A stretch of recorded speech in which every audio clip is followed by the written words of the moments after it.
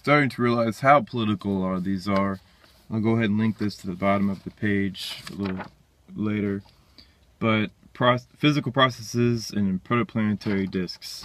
I'm not going to name the individual because I don't think names are important in this regard. I think more like you should attack the ideas. Abstract. This review, based on lectures given at the 45th SAS-FE Advanced Course, From Protoplanetary Disks to Planet Formation, introduces physical processes in protoplanetary disks relevant to accretion and the initial stages of planet formation. After reparsing the elementary theory of disk structure and evolution, I discussed the gas phase physics of angular momentum transport through turbulence in disk winds, and how this may be related to episodic accretion observed in young stellar objects. Turning to solids, I review the evolution of single particles under aerodynamic forces and describe the conditions necessary for the development of collective gas particle instabilities. Our observations show that disks are not always radially smooth axisymmetric structures, and I discuss how gas and particle processes can interact to form observable large-scale structure at ice lines, vortices, and in zonal flows. I conclude with disk dispersal. In the abstract, you can get everything you need to know about this 146 pages of documentation that's posted to Archive, which is the Cornell website for papers that haven't been peer-reviewed yet. But basically, we'll start from the beginning on this abstract and see how many problems there are. Problem number 1. From protoplanetary disk to planet formation. The first problem is they assume a protoplanetary disk and a planet in formation are related. But actually, a protoplanetary disk is evidence for a planet being destroyed. So there's your first. You have two completely different processes and they try to combine them together, but they're not physically similar at all, except for the fact that they have the interpretations wrong right off the bat. It should be from planets to protoplanetary disks. They got it backwards. And it says here, introduces physical processes in protoplanetary disks relevant to accretion and the initial stages of planet formation. Of course, when they consider accretion, they do that outside a body, without any gravitational field. But accretion happens inside the star, so even saying that you observe it, or that you can claim that you know the physical processes involved without mentioning where the accretion takes place, that's problem number 2. After reparsing the elementary theory of disk structure and evolution, disks don't evolve. They just dissipate. After the two objects smack into each other, the material maintains angular momentum, just like the rings around Saturn or Jupiter or Neptune and Uranus. They dissipate because they either move into the star and burn up in the atmosphere, or they get ejected and they keep on wandering the galaxy as an asteroid or meteor or a small moon or whatever. And it says, I discussed the gas phase physics of angular momentum transport through turbulence and disk winds. There you go. Here's another completely off-tangent idea. He's still trying to make turbulence and disk winds transport angular momentum. This is very strange because the objects that are in the solar system are very, very, very, very far away. Not only that, but if you have disk winds causing instability, then how does the planet form to begin with?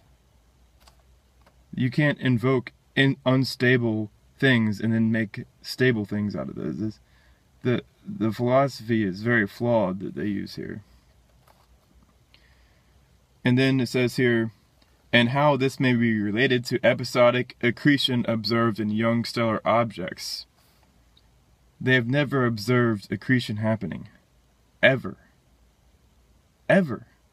They claim they have, because they see protoplanetary disks, but their interpretation for how those things form is completely backwards. Observed in young stellar objects. Notice how he doesn't mention anything like, okay, so what's the young object? Is the planet the young object? Is the star the young object? Young stellar objects. Stellar meaning, you know, cosmological or, you know, astronomical, I should say, not cosmological. But I think that leads to people realizing that the way the stars are aged, the way they're dated, is different. The young stellar objects are actually stars. So he's going to have a huge problem with that when he goes up against the fusion pseudoscientists. As the star ages, it becomes more gaseous, and as it gets really, really old, it becomes solid and rocky material. Turning to solids, I review the evolution of single particles under aerodynamic forces. Single particles evolve under aerodynamic forces? This isn't science at all.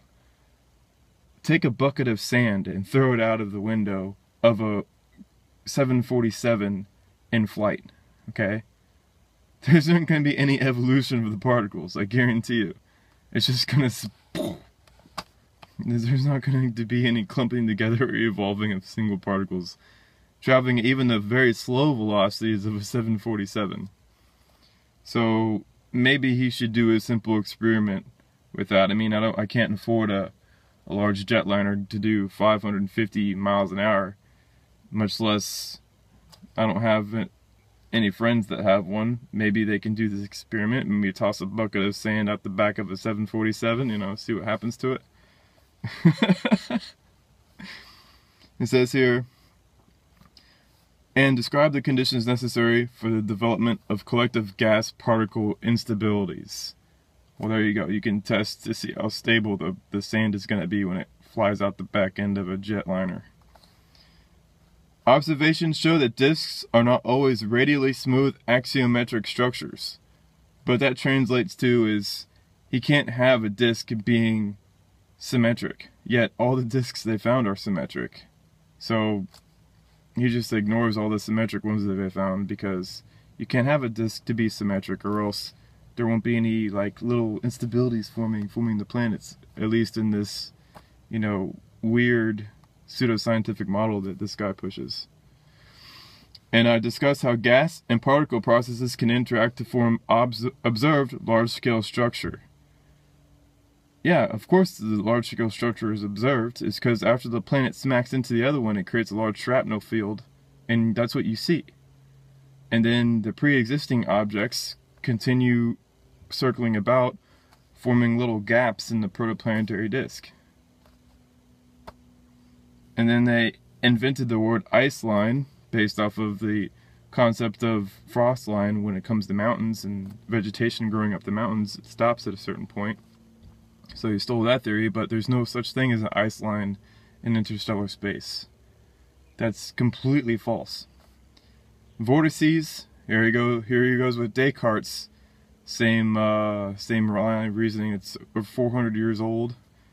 And in zonal flows, I guess that means like he thinks that material flows inside of tubes or whatever, but without anything magnetically pinching a tube, there's not going to be anything there.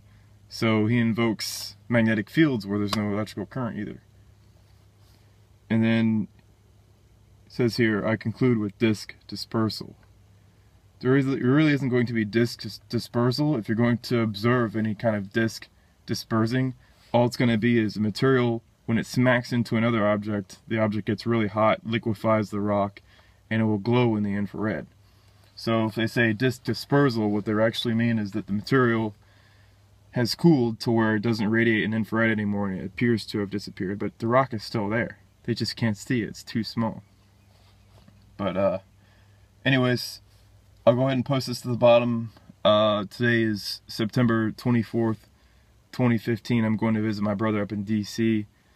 Well, actually Alexandria, but it's like 2 miles from the White House. Come on. I'm going to go visit him and see how his new condo is. Alright, everybody, have a good day.